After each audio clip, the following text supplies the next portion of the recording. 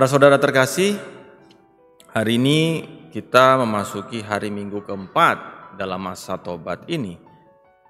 Gereja mengajak kita untuk bersama-sama merenungkan hari Minggu ini dalam konteks yang berbeda, yaitu dalam konteks sukacita, dalam konteks kegembiraan. Hari Minggu ini dikenal sebagai hari Minggu Letare. Hari Minggu Letare, sama halnya dengan hari Minggu ketiga masa Advent, ya. Hari Minggu Gaudete. Kalau masa Tobat sebelum Paskah disebut hari Minggu Letare, yang artinya sama-sama rejoice atau bersukacita. Gereja mengajak kita untuk merenungkan sukacita, harapan akan Paskah Kristus yang semakin dekat. Pertanyaannya, Bapak Ibu, saudara-saudariku yang dikasihi Tuhan, apakah ada hal-hal yang dapat membuat kita tidak bersukacita? Kalau ditanya, apakah ada hal-hal yang membuat kita tidak bersukacita? Ada atau tidak? Ada, pasti banyak ya. Lalu pertanyaan yang lain, apa alasan kita untuk bersukacita atau untuk bahagia? Apa alasan kita untuk bersukacita sebagai orang Kristiani, sebagai pengikut Kristus? Kembali pada pertanyaan yang pertama, Injil hari ini juga menggambarkan ada satu hal yang membuat kita itu kehilangan sukacita. Pertama-tama ialah kebebasan. Kebebasan yang digambarkan dalam sosok atau tokoh anak mana? Anak sulung atau bungsu? Bungsu. Di sini ada yang anak bungsu? Siapa anak bungsu? Saya juga anak bungsu. Ya, kebebasan yang digambarkan oleh anak bungsu itu, dia mencari satu kebebasan yang radikal. Anak bungsu tadi ingin hidup hanya untuk siapa? Hanya untuk diri sendiri, tanpa memikirkan hal-hal lain, tanpa memikirkan ayahnya, tanpa memikirkan kakaknya. Dia hanya ingin menikmati hidup. Anak bungsu tadi ingin menjadi orang-orang yang bebas, orang-orang yang sungguh-sungguh bebas, otonom, bebas secara total. Kebebasan yang tidak menuntunnya pada tindakan memperhatikan orang lain, tetapi kebebasan yang membuat dia hanya fokus terhadap diri sendiri. Maka Bapak Ibu, saudara-saudariku yang dikasihi Tuhan, Paus Benediktus ke-16 menekankan bahwa kebebasan atau otonomi yang palsu itu mengarah pada yang namanya perbudakan. Orang-orang yang benar-benar merdeka, orang-orang yang benar-benar bebas telah menjadi budak yang menyedihkan. Jadi marilah kita berpikir dalam kehidupan kita, apakah kita juga sungguh-sungguh senantiasa mencari kebebasan dalam kehidupan kita, bebas dari segala sesuatu, bebas dari relasi dengan orang lain, bebas dari keterikatan dengan aturan-aturan. Kita ingin menjadi orang-orang yang tidak dapat diatur. Kebebasan anak bungsu ini pun dapat terjadi dalam diri kita. Kebebasan ini membuat kita tidak dapat bersukacita karena hanya fokus pada diri kita sendiri.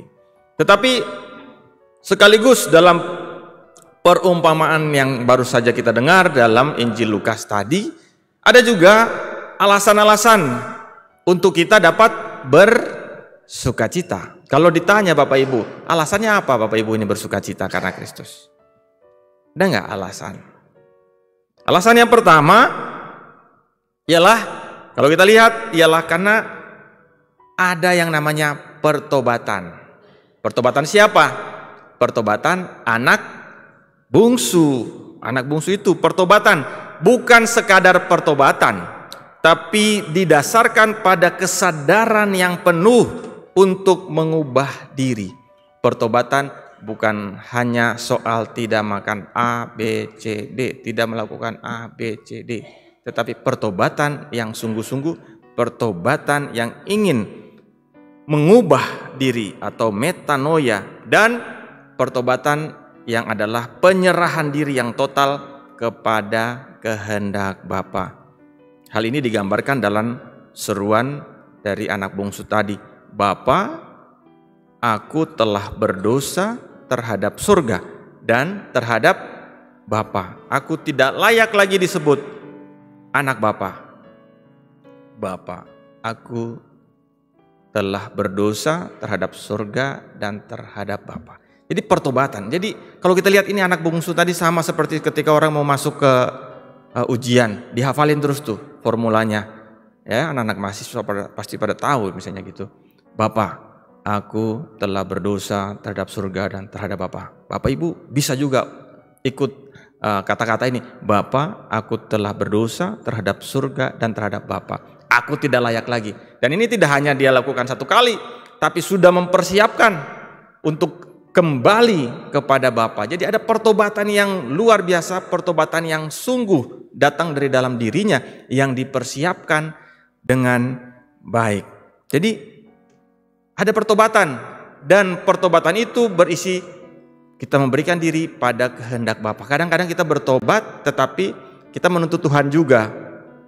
Pertobatan tetapi juga menuntut Tuhan. Anak bungsu tadi, dia menyerahkan dirinya pada kehendak Bapa. Jadikanlah aku sebagai salah seorang upahan Bapa. Anak bungsu tidak menuntut kembali haknya ketika ia ingin kembali kepada Bapa, tapi dia katakan, jadikanlah aku sebagai salah satu pekerja, orang-orang yang bekerja dan diupah. Jadi dia menyerahkan, terserah Bapa mau jadikan aku seperti apa, yang penting aku mau kembali. Lalu alasan yang kedua untuk kita hari ini bersuka cita ialah Allah itu sendiri. Jadi Allah itu sendiri ialah Allah yang berbelas kasih. Bapa yang penuh belas kasih diungkapkan tidak hanya dalam isyarat-isyarat belas kasih, tetapi juga sambutan-sambutan yang nyata ketika dia bertemu dengan putranya. Tetapi juga belas kasih itu ditunjukkan dari tindakan penantiannya yang luar biasa. Kalau kita lihat Bapak Ibu saudara-saudara terkasih, kasih Allah kepada anak bungsu tadi bahkan sebelum mereka bertemu, baru dilihat dari jauh saja,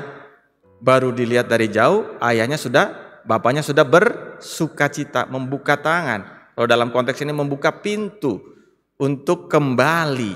Jadi bukan hanya soal syarat-syarat saja, tetapi tindakan penantian Allah yang sabar untuk kembalinya anak bungsu. Itulah yang disebut dengan cinta kasih Allah, disebut dengan cinta kasih yang misioner, yang terus-menerus menanti kedatangan kembali anak-anak yang hilang.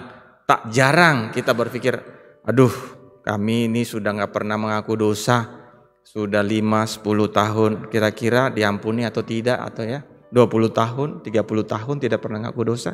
Gak usah takut, Allah itu sabar menanti siapapun yang ingin kembali untuk bertobat. Jadi pertama-tama Allah kita ialah Allah yang berbelas kasih, yang terbuka, yang menanti dengan sabar semua anaknya yang ingin kembali untuk bertobat. Maka siapapun yang ingin melakukan atau menerima sakramen pertobatan, pintu selalu terbuka kapanpun itu. Tidak ada kata expired, tidak ada sudah telat, tapi terus menerus kapanpun Tuhan menanti kita untuk kembali. Namun Bapak Ibu, di sini juga ada salah satu tokoh yang lain, yaitu anak sulung. Siapa anak sulung? Di sini ada anak sulung? Nggak ada ya? Ini semua anak tengah-tengah ini kayaknya nih. Soalnya saya tanya anak bungsu nggak ada, anak sulung nggak ada, anak kedua berarti ketiga, keempat gitu ya. Baik, anak sulung kita lihat di situ marah dong, marah karena kok apa yang dilakukan bapaknya terhadap dirinya berbeda dengan adiknya, anak bungsu yang telah menghabiskan harta kekayaan. Tetapi apa yang kita lihat di sini bahwa cinta kasih Allah itu tidak hanya terbatas. Cinta kasih Allah itu sama, baik terhadap anak bungsu maupun anak sulung. Apa katanya? Anakku, engkau selalu bersama-sama dengan aku, dan segala kepunyaanku adalah kepunyaanmu. Saudara-saudariku yang dikasihi Tuhan, ini adalah belas kasih Bapa yang sungguh luar biasa, lambat marah dan besar dalam kasih. Dia tidak memperhitungkan pelanggaran yang ditimbulkan kepadanya dan selalu membuka hati kepada mereka yang meskipun dekat. Kadang-kadang kita merasa seperti anak sulung, selalu dekat dengan Tuhan. Kadang-kadang kita saking merasa dekat, maka kita juga lupa bahwa Allah itu baik. Namun kadang-kadang orang-orang yang dekat itulah yang membuat Allah lebih menderita daripada mereka yang jauh. Tapi para saudara yang dikasihi Tuhan, kita ada di posisi yang mana? Marilah kita merenungkan hari Minggu Letare, hari Minggu Sukacita. Ada banyak alasan, tetapi minimal kita punya alasan-alasan agar kita dapat bersukacita. Yang pertama, Allah itu maha baik. Yang kedua, karena pertobatan anak bungsu. Dan yang ketiga, anak sulung mengingatkan kita untuk tidak menjadi orang-orang yang dekat, orang-orang yang merasa paling memiliki privilege, dekat dengan Tuhan, dekat dengan Allah. Maka kita pun boleh menyakiti siapapun, tetapi kita bersyukur, kita bersukacita, karena Allah itu maha rahim, terbuka bagi kita untuk pertobatan dan cinta kasih. Maka itulah alasan kita untuk bersukacita hari ini. Kristus yang akan mengalami sengsara, wafat, dan bangkit bagi kita, sungguh-sungguh memberi harapan agar kita mampu terus bersukacita, menunjukkan bahwa Allah itu Allah yang maha rahim, Allah yang maha kasih. Tuhan memberkati kita sekalian.